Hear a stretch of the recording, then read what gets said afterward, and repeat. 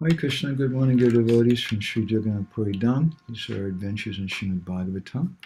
And this is, my name is Madhavananda Das. And this is a series we've been doing. We're calling Meeting in Kurukshetra. This is session number 81. It's been going on for almost forever. And today we're going to speak something from the Bhramara-gita, chapter 47 of the 10th canto, and the mystery of Krishna's message to the Vraja-gopis. So I want to thank everybody very much for taking part today. And I'd like to encourage everybody to please give some comments or some reflections or anything, questions if you can in the chat. Thank you. We'll just go ahead and say a few prayers to begin. Narayanam namaskrityam naramschaiva narotamam devim saraswatim vyasam tato jayamudirayat vedi ramayaneshchaiva purane padate tata adavante cha madhye cha hari sarvatra giyate Mukam karoti vachalam pangum langayate girim yat kripa tamaham vande shri gurum dinataranam paramananda madhavam paramananda he madhava padunga luce makaranda Se makaranda panakodi anande bolo hari hari harinka name vandavela padikodi be chakadola se chakadolanka padaye Manamo Rahu Nirantare Manamo Nirantare Rahu Ha Krishna Boli Jiva Jao Ha Krishna Boli Jao Jiva Mote Udara Radha Dava Moteu dada radha dava Moteu dada radha dava Om Namo Bhagavate Vasudevaya Om Namo Bhagavate Vasudevaya Om Namo Bhagavate Vasudevaya. Good morning, dear devotees. Hare Krishna. So, we just wanted to offer some prayers. Ataika Sharanam Krishnam Artan Brajajanam Chatan Tam Chatasvasakam Bhaktam Arya Vande Darashaya.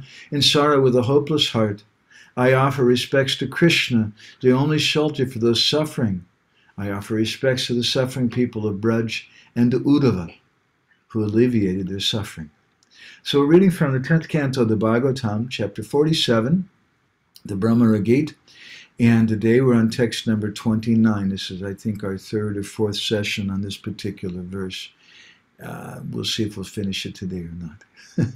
Shri Bhagavan Uvacha Bhavatinam Viyogo Me Nahi Sarvatmanak Vachit Yata Bhutani Bhuteshu Kamvav Agnir Jalam Mahi Tataham Chamana Prana Bhutindriya Gunashrayaha. Uddhava speaking, but it says Shri Bhagavan Uvacha, the Supreme Lord said, you are never actually separated from me, for I am the soul of all creation. Just as the elements of nature, ether, air, fire, and water, and earth are present in every created thing, so I am present within everyone's mind, life, air, and senses, and also within the physical elements and the modes of material nature. Gora Graganya Ganagotra Goloruharam Goranga Gura Tamago Pyara Kopa Briksham Gopala Gadharatidam Yati Singha Gora Govinda Deshikavaram Satatam Namami. I offer my humble pranams hundreds and hundreds of times over to my revered spiritual master, Sri Srimad Gauragovinda Swami Maharaj, who has inspired this katha. He liked very much to speak about Jagannath Puri and Vrindavan Dham. So we'd like to speak about something a little mysterious today. What is the meaning of Krishna's message to the Vraja-gopis? How is it that it seems that he's speaking to them something about Gyan? And what is the response of the gopis of Vrindavan to that? So we were hearing in our last few sessions, mostly from Vishwanath Chakravarti Thakur's commentary. Today I'd like to try to go to Jiva Goswami's commentary. But just looking back a little bit, Vishwanath Chakravarti Thakur raises an interesting question. What is the purpose of Uddhava saying Sri Bhagavan Uvacha? And Vishwanath explains because Uddhava, he didn't understand Krishna's message. He couldn't figure out what in the world is Krishna saying this for, because by this time now, Uddhava's pride is becoming smashed. And he initially when he went to Braj, he was thinking, oh, these poor Brajbasis, they're suffering, they're crying in separation from Krishna. So I'm a disciple of Brihaspati, let me speak some philosophy to them, and that's going to really help them. It reminds me of some friends of ours who, they were here in Jagannath Puri, and they heard some very terrible news that their father had passed away. And later that day, they went to visit Burijan Prabhu, who was staying at Birla Guest House here in Jagannath Puri. And when they went to see him, Burijan looked at them and said, "What's wrong? There's something wrong." And they said, "Oh, well, our father just passed away." And Burijan Prabhu gave a very beautiful comment at that time. He said, "Now is not the time for philosophy. Now is the time to cry." And it reminds me very much of this message of Krishna to the gopis of Vrindavan. The gopis of Vrindavan, they're not interested in philosophy. And what is the use of philosophy?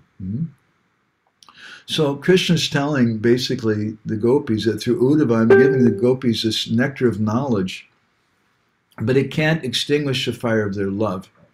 And in this way, Krishna is showing Uddhava and showing the world the superiority of bhakti over Gyan, because that knowledge couldn't extinguish the gopis' love. Rather, it inflamed it more and more and more. So Vishwanath Chakravarti Thakur spoke about how Krishna is accomplishing many things simultaneously. He's speaking this Gyan because there's some people who really believe in Gyan. Just as previously during the Ras Leela, Krishna spoke karma to the gopis, and he was telling them, look, you're young ladies, you're married to someone else, this is not appropriate. And the Shruti Shastra says that I'm a brahmachari, and what is it that ladies shouldn't be coming to meet a brahmachari in the middle of the night, so you should be chaste wives and go back to your husband. But in actuality, Krishna was really saying something opposite to that, and we spoke about that in our last session.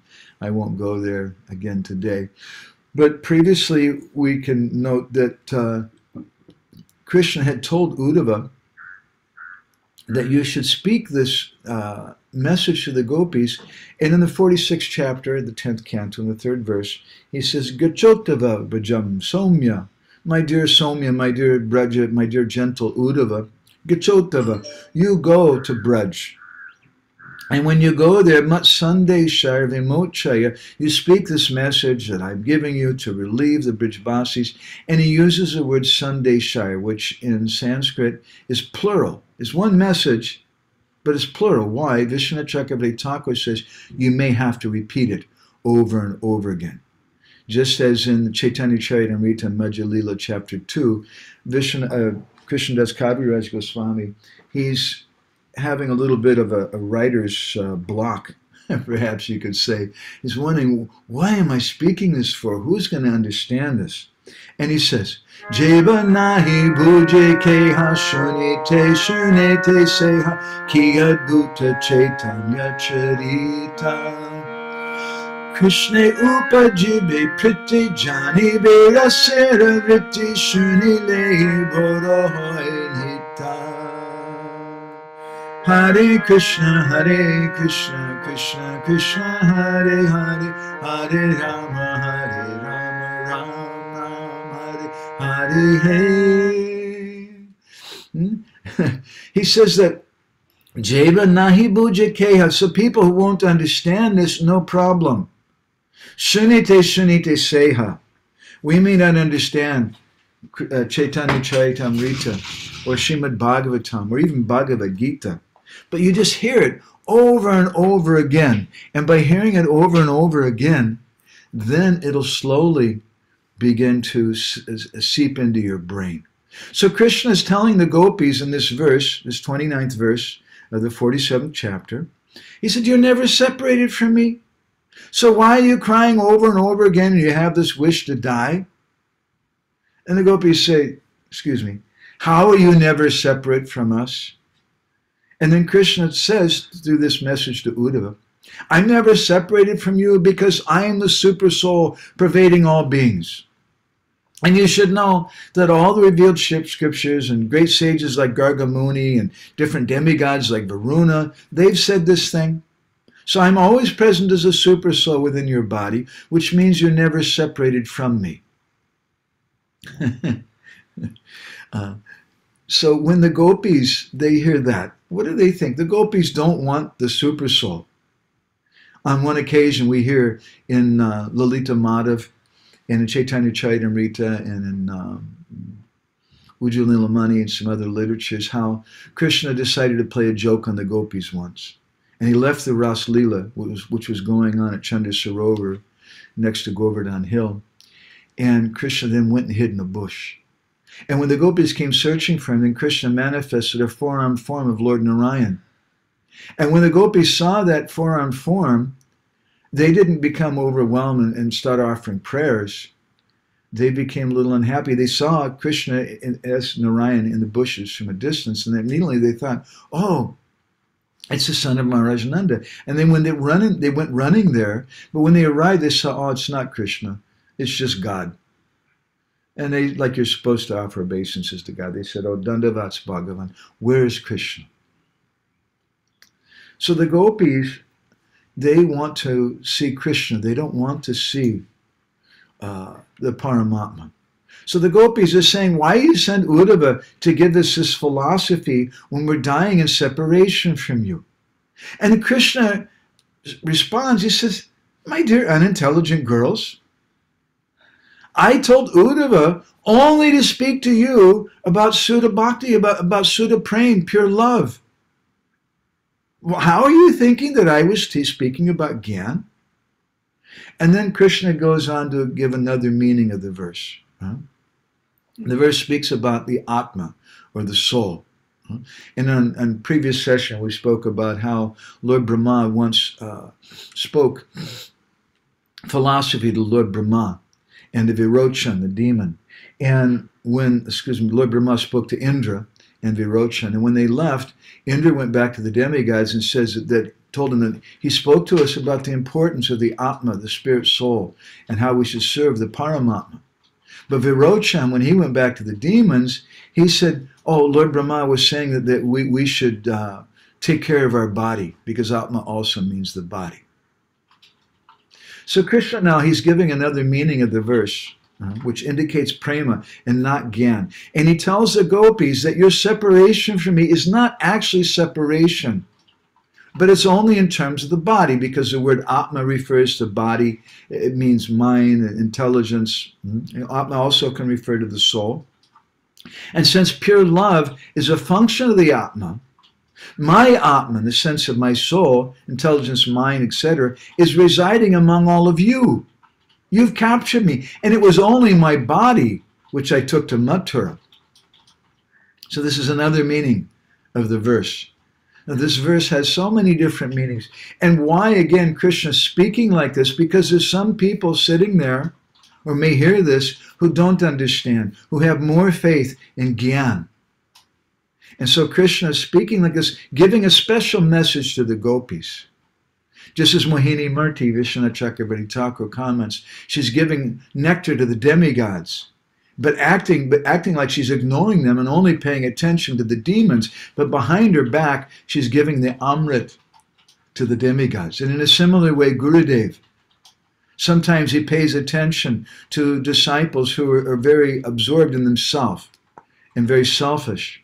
And it seems like he ignores other disciples. Once I saw my Guru Maharaj in Bhubaneswar, and I happened to be standing in some place where Guru Maharaj couldn't see me, and there was no one around. And there was one Pujari who was there, who Guru Maharaj had so much affection for. But I never saw Guru Maharaj pay attention to him. He wasn't a big leader, wasn't a big servant or anything. And that devotee happened to come there, and Guru Maharaj looked around to see, is anybody here? And nobody, he didn't see anybody. And he called that devotee over, and Guru Maharaj gave him a big hug. And was rubbing him on the head. So sometimes Gurudev is like that. Krishna is like that. Mohini Murti is like that. It seems that they're paying attention and giving mercy to somebody else, but maybe it's just because that person wants something more. Mm-hmm. So Krishna is telling the gopis that actually, when I'm saying this, Atma, some people will understand this in one way, but you should understand it in another way. That it means that when I left Vrindavan and go to Mathura, I only took my body there. But in actuality, my real self stayed behind. And similarly, in another sense, your senses, intelligence, and mind are with me in Mathura. Your Atma is with me in Mathura, and only your bodies remain in Braj. So Krishna goes on to this message to Uddhava. Speaking, Vishwanath Chakravarti Thakur says, we're going to go on to Jiva Goswami's commentary in a minute, but Vishwanath says that Krishna's telling them basically that all the Shastras say that I'm under the control of pure love. That Sada Muktopi Badhosmi Bhaktina Sneha Rajabi Ajitopi Jitoham Tayavashapi Vishaykritam. In the Brihan Naradiya Purana, Lord Nrsingadev, he tells Prahlad Maharaj that I'm always bound up with the rope of love of my devotees. So Krishna is telling the gopis this. All Shastras say that I'm controlled by pure love. I'm not independent. Sada muktopi badhosmi. It seems like I'm independent, but actually I'm bound up with love. And therefore the separation between you and me, who have this bond of prem, exists only in the separation of our bodies. Srila Prabhupada said a similar thing once to some of the early devotees after Prabhupada had returned to India after coming and preaching and establishing the temple in 26 2nd Avenue in New York and another temple in San Francisco. And Srila Prabhupada gave initiation to some devotees. Prabhupada at one point decided that my health will get better faster if I return to India. And so Prabhupada went back to India, and the devotees then, they were freaking out. They didn't know, are we going to see Srila Prabhupada again or not? And Prabhupada wrote many letters at that time. There's some beautiful letters to Jadharani Shamarani and also to Brahmananda Prabhu and different devotees. And there's one letter that sticks in my mind where Prabhupada told the devotees, he said that this separation is only external. He said, I'm here in India and I'm chanting Hare Krishna. And you're there in America and you're chanting Hare Krishna. So we're both chanting Hare Krishna, and that chanting is our connection. It gives us our connection together. Just like a baby has a connection to the mother, and that connection is through the umbilical cord. So similarly, we have a connection with our Gurudev, which is through the cord of our japa mala. And there's always some connection. We're always together with Gurudev, and that separation is only external. So Krishna is telling this to the gopis, in effect, that through this separation, this prem desires to increase itself to the utmost limit, and that's the reason why I've left.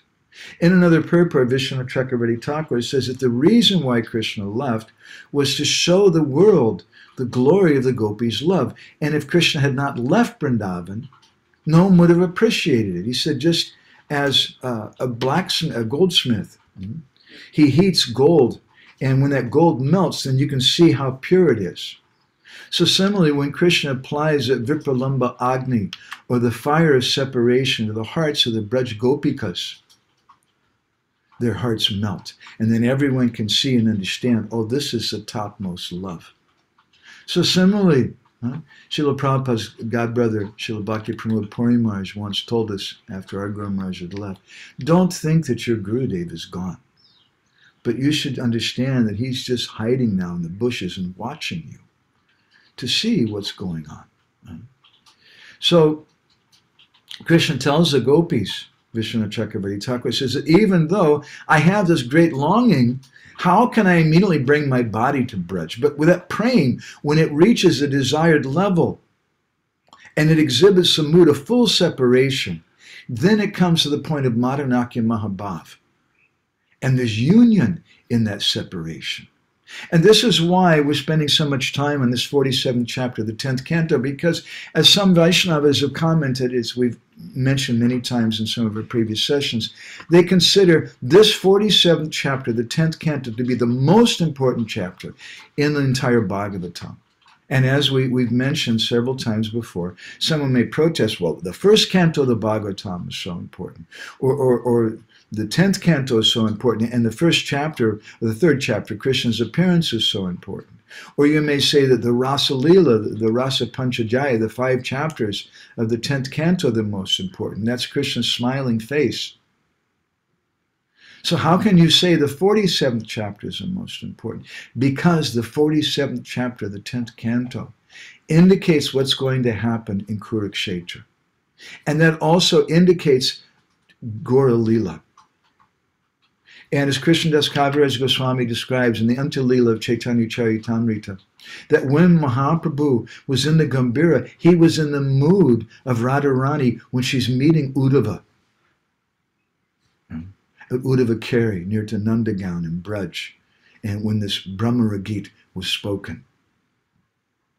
So that mood, that's Madhanakya Mahabhav, where there's union and separation, two opposites in the language of our Guru Maharaj in one container.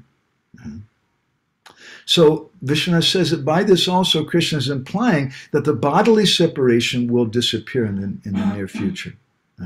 There's an external meaning, the second part of the verse. Krishna is saying, I'm present in all beings, I'm the ingredient cause of creation, all moving and non-moving beings, they're the gross physical elements, and because I'm the cause of everything, I'm also the shelter of everything. In other words, I'm present in each and everything, having entered into them, and therefore we're not separate.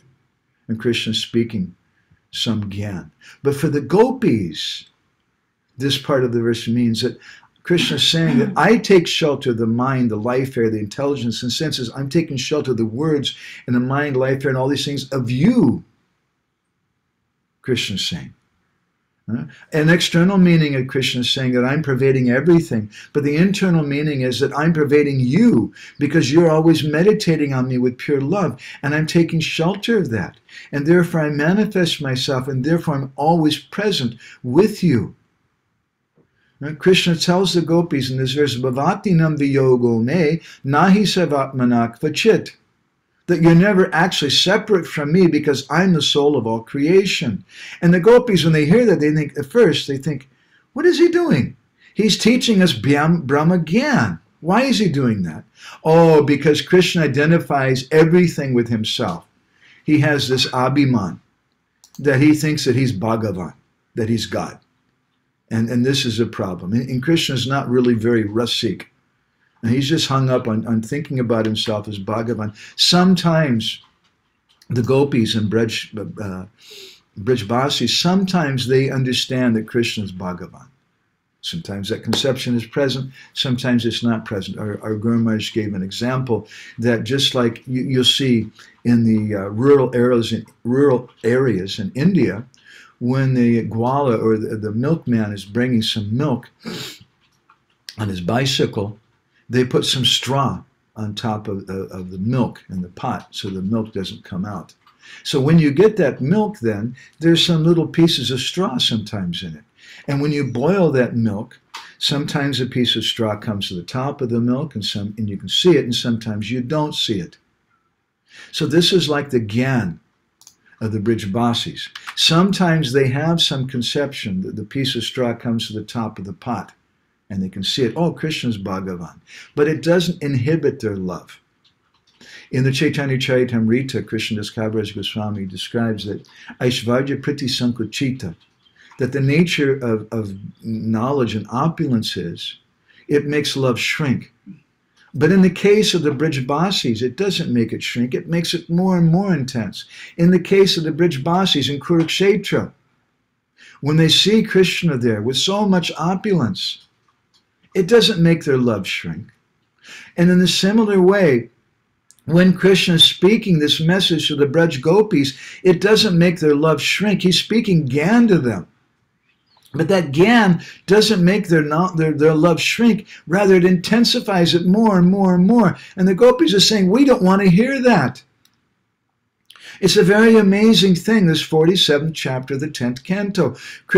There's two things, two opposites in connection. There's gyan and there's madhurya. There's Aishvarya and madhurya. There's some knowledge and opulence, but there's also sweetness.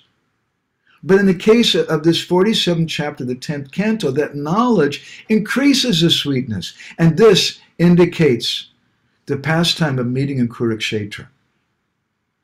That when the gopis are there with Krishna and they see Krishna with so much opulence and so many armies and elephants and soldiers and chariots full of gold and treasures that the members of the Yadu dynasty were bringing to Kurukshetra to give away in charity, it didn't inhibit their love.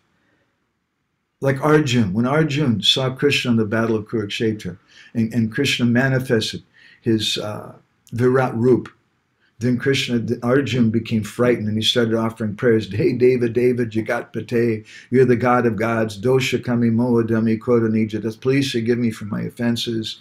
What did I do? I thought you were my friend. You're God. It made his love shrink. But when the gopis see that opulence, it doesn't make their love shrink. When Krishna sends this message through Uddhava to the gopis, it doesn't make their love shrink. It intensifies it over and over. It becomes more and more intense.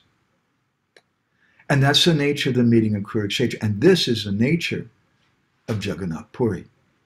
Because our acharyas have described that meeting in Kurukshetra, this is the nature of the bhav here in Jagannath Puri. In the language of our Guru Maharaj, Jagannath Puri is Aishvarya Madhurya Yugala Milan. It's a place where opulence and sweetness meet together, but that opulence, rather than making love shrink, it makes it more and more intense. This is Jagannath Puri. When Sri Chaitanya Mahaprabhu and the devotees, they see Jagannath in the Sri Mandir. He doesn't reside in the Jagannath Mandir in Puri. He resides in the Sri Mandir. It's the Sri Mandir, meaning the place of Lakshmi Devi. And here the conception is that that Krishna has been captured by organized religion, and now everybody's worshiping him as God. And they want to rescue him from that. And this is Rath-yatra. And that makes their feelings so much, much more intense. So Krishna's teaching this thing to the gopis, and the gopis think he's teaching us this Brahma-gyan because he's identifying himself with everything. We don't want to hear that. And so then the gopis say, well, is there something else? And then Uddhava repeats it again because Krishna told him, in plural, you should repeat this again and again. So that the gopis can understand a deeper meaning. And then when he spoke it, the gopis, they thought to themselves, oh, by repeating the statement, Krishna's pointing out the unique qualities of what was previously instructed, that Krishna's appearing as a spurti to us. And he's revealing that he's coming back personally, so there shouldn't be any separation. But at the same time, he's saying that he's going to stay in Mathura, so there is separation. But he's saying, in effect, then, that if a spurti appears, there's going to be union with us, even if he's in Mathura. So the gopis, they said, no, this is not good either. We don't want a spurti of you. A spurti means you just see the Lord for a brief moment, Moses was on Mount Sinai and he had some vision of some amazing things in fire and wheels and different things like that. He saw some spurti, perhaps, of the Lord. So what is this? What's the use of a grinding wheel crushing, the gopis say, something which has already been crushed into dust? So again they ask, and again the same message came again. And the gopis are thinking, wait a minute, he's speaking the same thing over and over again to us. So there must be some deeper meanings. We should understand the same thing. Gurudev is telling us over and over again the same meaning, the same messages. You're not your body. And on one level, it means one thing. Oh, I'm not this body. I shouldn't identify with this body. But on another level, it means something else. It means I don't belong here. It means I belong somewhere else. And in this way, there's so many different layers of meaning. So then the third repetition, when Uddhava repeats it again, the gopis are thinking that it means that he's denying that he's going to come as a spurti, and it means he's going to come directly. So now the gopis say, wait a minute, we should think about this very, very carefully. The gopis are thinking just like someone who wears ornaments. Someone may have some nice earrings and so many different things. Just like there's a saying in America, you can put lipstick on a pig, but it doesn't make the pig more beautiful. So the gopis are thinking similarly, just like a person may wear ornaments, but they don't seem very beautiful. So similarly, someone who doesn't understand, they may speak something, but those words are useless. So the gopis in this way, they start thinking very internally. And they're thinking that he gave us this message. Krishna said, Bhavatinam viyogo me nahi sarvatmana kvachit, that I'm sarva atma, I'm the soul of all existence. And you should know that there's no question of separation from us. And so then first they start thinking, he gave us this instruction about Brahma Gyan, and saying that he's a material cause of everything, he's a shelter of everything, in order to help us to give up our suffering. But it's not satisfying to us, because we know, we've heard, the four Kumaras, they realize the bliss of Brahman. When you speak about Gyan, that means Brahman. When Krishna says that Sarvatmana, that I'm the soul of everything, that's speaking about Brahman. That Brahman is very well known. But we saw that the wind carrying the pollen from the lotus feet of the Lord, it conquered that Brahman. So the gopis are thinking, that person who's the most generous and giving great mercy, now he's giving us some kind of like bread with a little bit of sugar mixed with it, while we've been enjoying the nicest sweets. In other words, he's speaking some philosophy to us, but we're way, way beyond this philosophy. He's teaching that he's personally present here through his instructions about Brahman, but he actually means that you should take my spurti as my real form. That's the first thing they're thinking. So Jiva Goswami says that the gopis are considering, and they're going to realize that even for ordinary devotees, Gyan is very repulsive. And this is an important point for us to contemplate as devotees, because sometimes we become also enamored with Gyan, and we think this Gyan, this information, is a very, very important thing.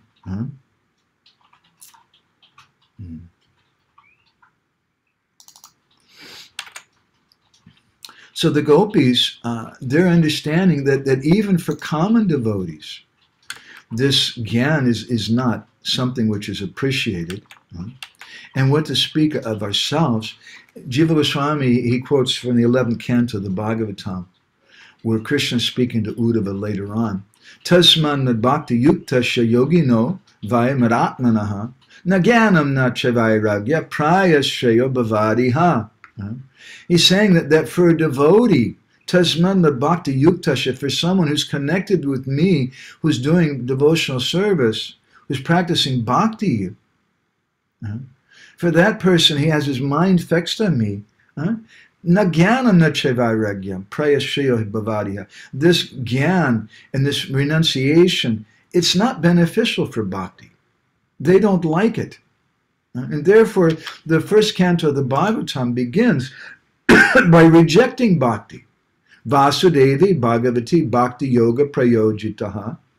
It's stated that if you just develop this bhakti to Vasudeva Krishna, then janayat yashivairagam jnanam chayadahoitukam. Then immediately you get this jnana and this vairagya. It automatically comes with bhakti. We don't want to cultivate bhakti. Rather, we see that bhakti, we don't want to cultivate jnana, we want to cultivate bhakti. Rather, we see that jnana can be a hindrance to bhakti.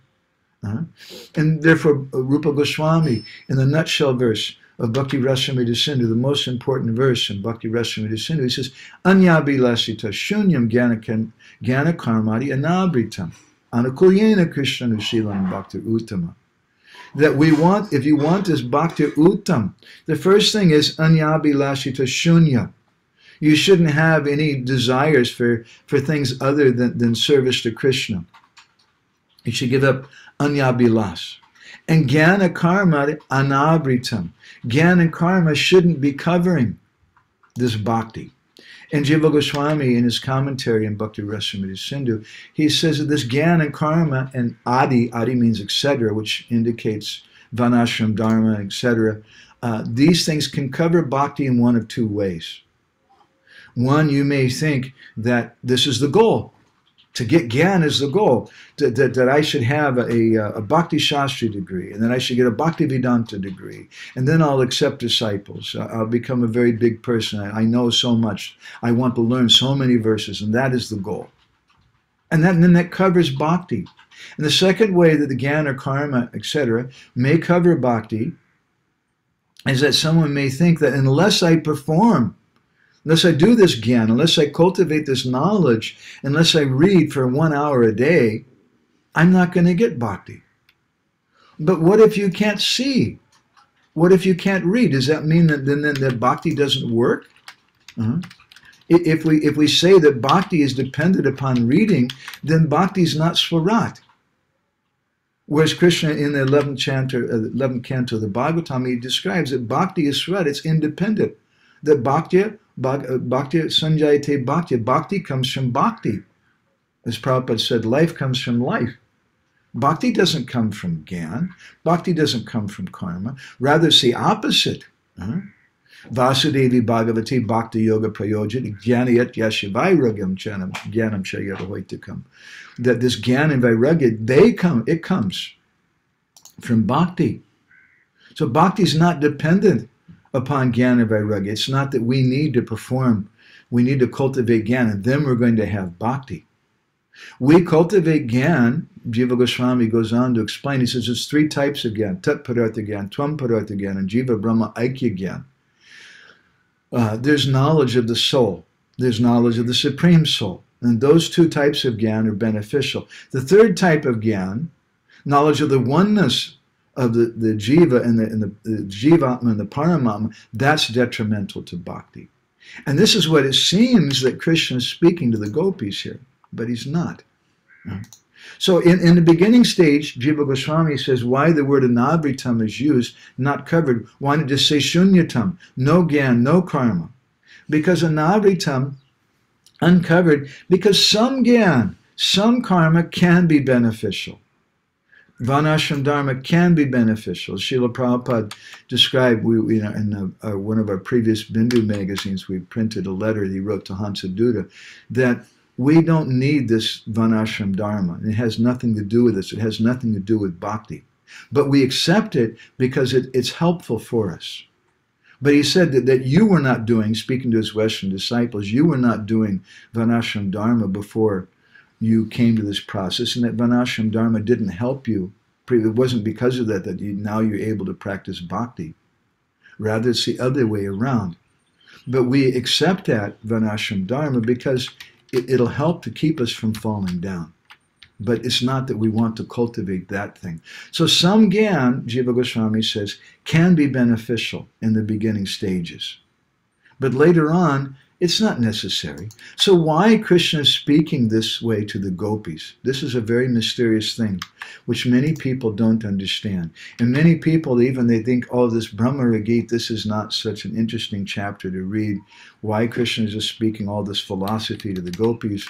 We're not interested in philosophy. We're interested in Sudha Bhakti. But don't think that Krishna is speaking like that. Krishna is speaking something very, very deep to the gopis. We should think that our goal is to develop Gyan.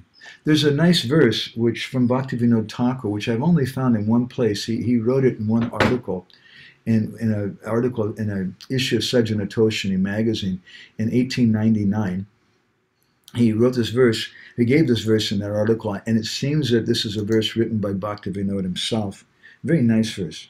Padile shunile kabu Krishna prapti noi Bhajile vishuddha bhave tabe Krishna pai Hare Krishna Krishna Krishna Hare Hare Hare Ram Ram Ram Hare Hare. He says, Padile shunile kabu Krishna prapti noi. Padile means that by studying something, by going to a Bhakti Shastri class. Padile shunili means to hear. Padile shunili, in other words, means by some erudition. But Padile shunili kabu Krishna prapti noi. He says you can't get Krishna just by that. Bhajile vishuddha bhavi tabi Krishna pai. Only if you perform pure bhajan can you get Krishna. And therefore, we're not interested in going to the university and studying Srimad Bhagavatam from a mundane professor. Even though that professor may know Sanskrit, even though that person may have memorized the entire Bhagavad Gita, or know, as I met one pundit once here in Orissa, it was a young boy who had memorized the entire Bhagavad Gita, and he knew hundreds, maybe thousands of verses, not only from Bhagavatam, but also from Chaitanya Charitamrita and Ujjwal Nilamani and Lalita Madhav. He was quoting so many verses when I met him. But he was also fond of smoking cigarettes. And he liked very much to eat fish, and he had some very strange ideas. We don't want to hear from him. Rather, we want to hear from the newest bhakta. And why hear from a new bhakta? That new bhakta is not going to know so many verses and things. But that new bhakta, he's heard from Gurudev. Shushusho Shadadana Shavasudeva Kataruchi Shan Mahat Seva Vipa Punyatirtana Sevana. He's heard and he's done service. As Ramanujacharya, as we were commenting previously in his Gita Bhashya, his commentary on Bhagavad Gita, he says that there's three things required to have Shravan Adhikar, or the qualification to hear. Pranipat, Pariprashna, and Seva. We have to submit ourselves both to the message and to the speaker. Prashna, we have to inquire in a submissive way. And seva, we have to render service to the message and to the speaker. And by doing that, then that message enters deeply into our heart. Otherwise, you can't understand this bhakti. So, Krishna is speaking so many things here to the gopis. Who can understand this? It's a very, very deep subject matter.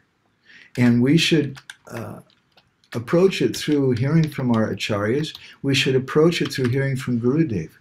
And by hearing from Gurudev, it means by serving Gurudev. Because by doing that service, then we can begin to capture the real essence, which is that feeling. Bhajile vishuddha bhavi tabi Krishna pai. The only way we can attain Krishna, Bhaktivinoda says, is through that pure bhajan. And this is why we're hearing from Gurudev. We're not hearing from Gurudev so that we can write everything down and we can collect some information and then repeat it later on. As I sometimes mention, I had a friend, when I first joined in Los Angeles, I had a friend who lived in San Diego, and he'd memorized an entire Bhagavatam class given by one leading sannyasi at the time in ISKCON. He'd memorized the entire, word for word. He memorized the entire, it was a short class, maybe half an hour, but still he memorized every word of that class. And when he gave class once, he started repeating what he memorized. And some people were impressed. Bhaktisiddhanta Saraswati Thakur, he says that oh, what is it? He says that there's in this article he wrote about Bhaktivinoda Thakur's, the writings of Bhaktivinoda. He says, oh, there's the dupes and the underlying dupes. He says, in the dupes, they think that the whole purpose is to memorize some information. And this is appreciated by their dupish followers who are also duped. They're also foolish. And they're thinking that the whole point is just to get some information.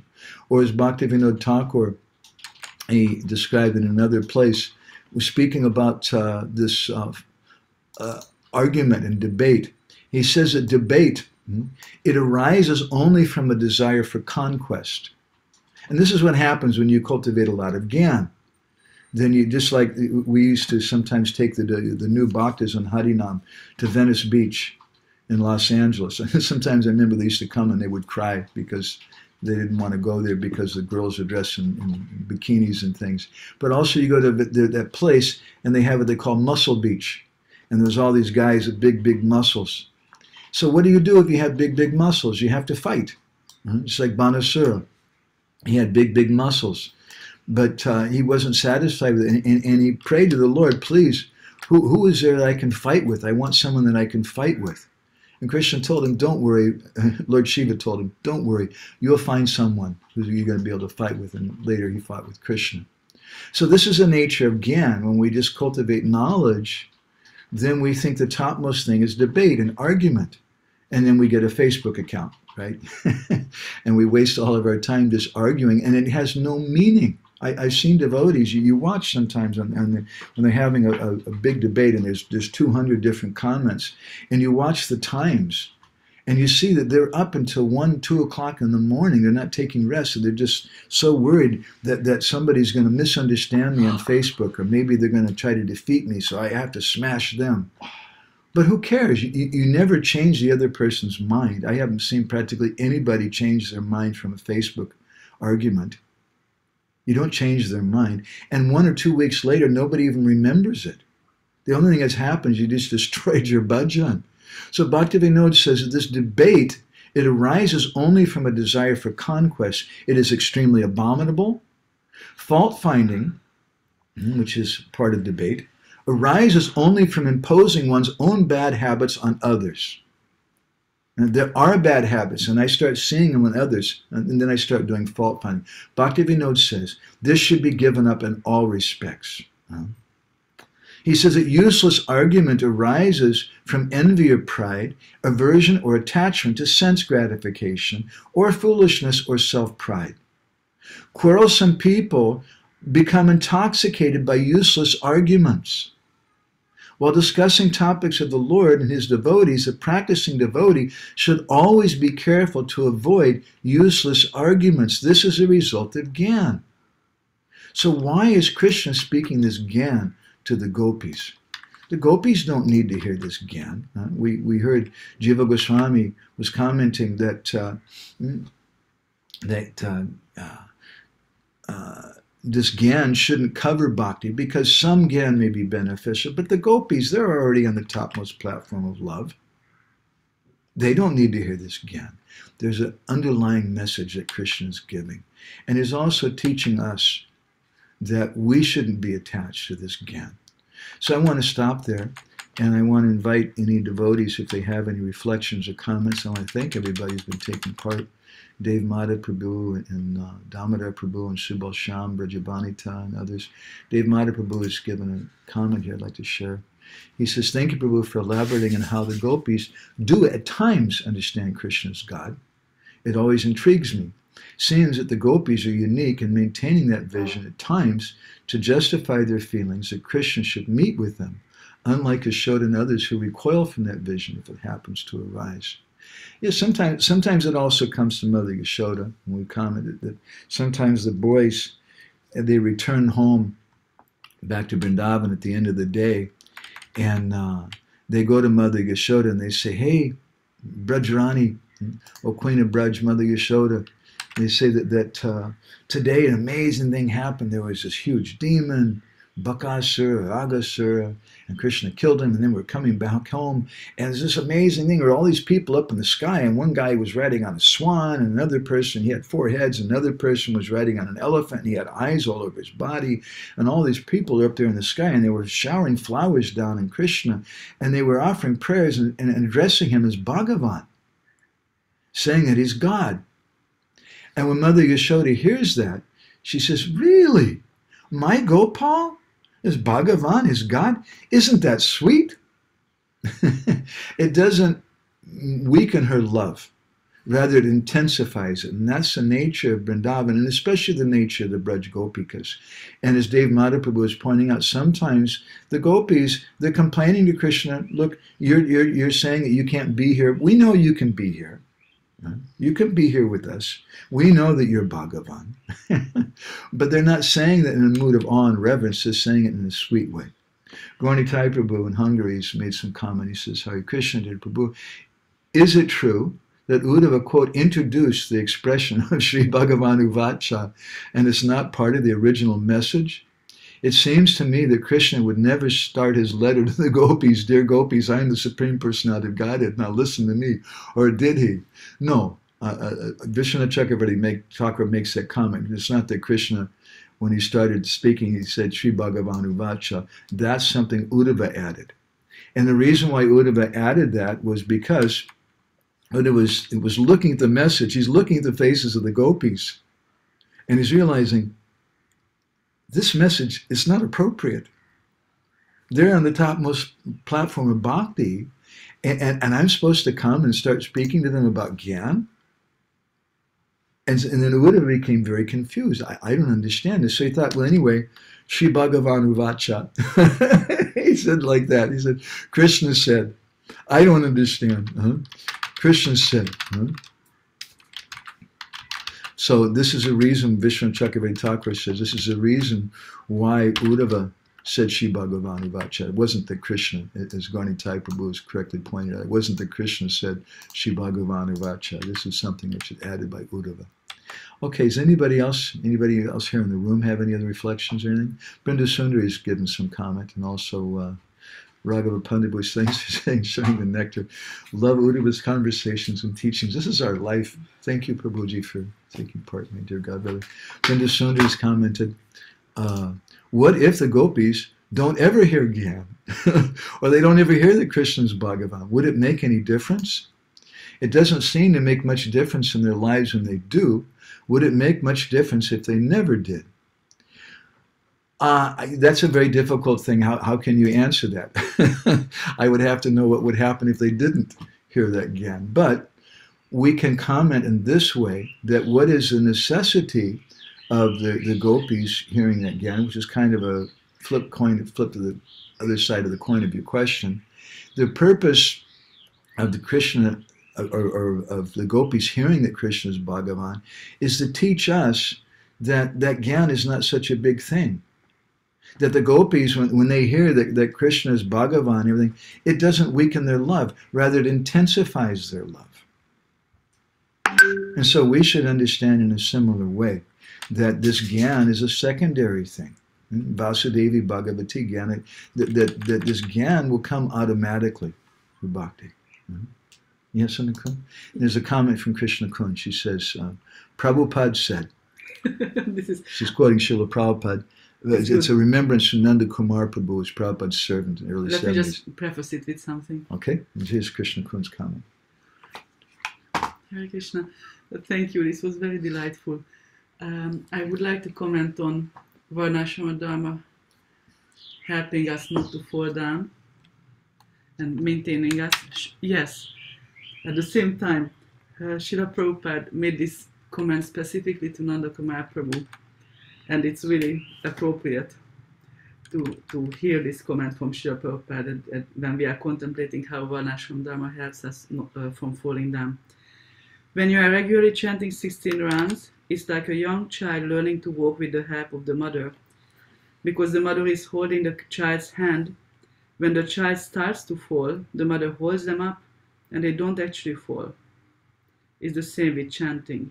If you are completing 16 rounds and start to fall down, Krishna will hold you up, and not allow that to happen.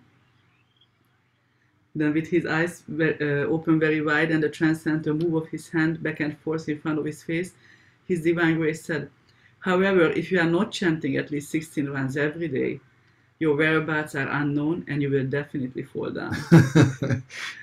Nice comment. I just thought to repeat that. And I also have another... Okay. I was contemplating your comment that, yes, unless I read for 1 hour, I cannot get bhakti, and how this is one of the ways that Jnana could cover bhakti, according to Jiva Goswami's commentary on Bhakti Rasamrita Sindhu's Anyabhilashta Shunyam verse. But I was thinking that there are different reasons for reading. And if I read as a service, not just as a service, I read as a service, but also I read for a change of heart and consciousness. I read to be connected with Gurudev and Srila Prabhupada. That has nothing to do with obtaining Gyan. That is my connection with them, and then it's essential. Yeah, it's very, very important. How we do things. Our Guru Maharaj used to often comment that we hear as a service. Sometimes we hear as a form of entertainment, but we should hear as a service. And we should read as a service. Srila Prabhupada said the devotee should read 1 hour a day. It's important. My point was not that we shouldn't read. My point is that if we start thinking that I have to read, that my bhakti is dependent on that reading, it's not dependent. Otherwise, someone who couldn't read or someone who's blind, then there's no hope for them to get bhakti. I mean, we can't accept that. Gaura Nitai Prabhu makes a further comment. He says, for sadhakas, chanting and listening the Hare Krishna mantra again and again will give the same effect. We're searching for a deeper meaning of the names and ultimately realize them with our heart. And that searching mood is a key for advancement. Yes, we never want to stop searching. The gopis who never stop searching, they're also looking to the forest. Where is Krishna? Where is Krishna? Where is he gone? We never want to stop searching. And Satya Rupa has commented, she said, thanks a lot for explaining so much, Prabhu. I like the point about not intellectualizing to the point that it hampers the knowledge from really seeping in.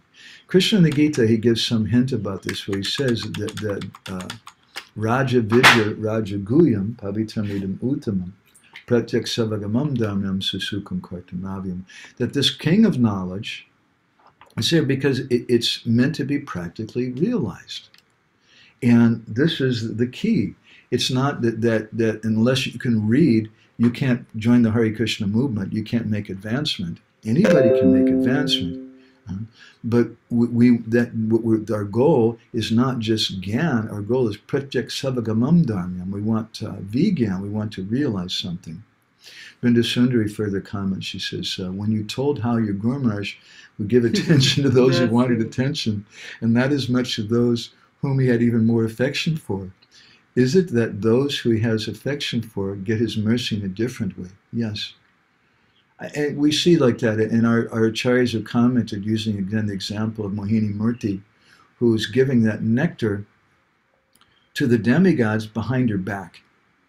But she's ignoring them. She's not paying attention. But meanwhile, she's winking at all the demons, and the demons are getting really excited. Oh, she's looking at me. She's looking at me. But she's cheating them. She's not giving them the Amrit. So in a similar way, our Guru Maharaj, he said sometimes the Guru, he gives someone some big position because the disciple wants that. And some people think, oh, he really got mercy because he got some big position. But that's not necessarily mercy. I know one sadhu who had a disciple who was always causing trouble.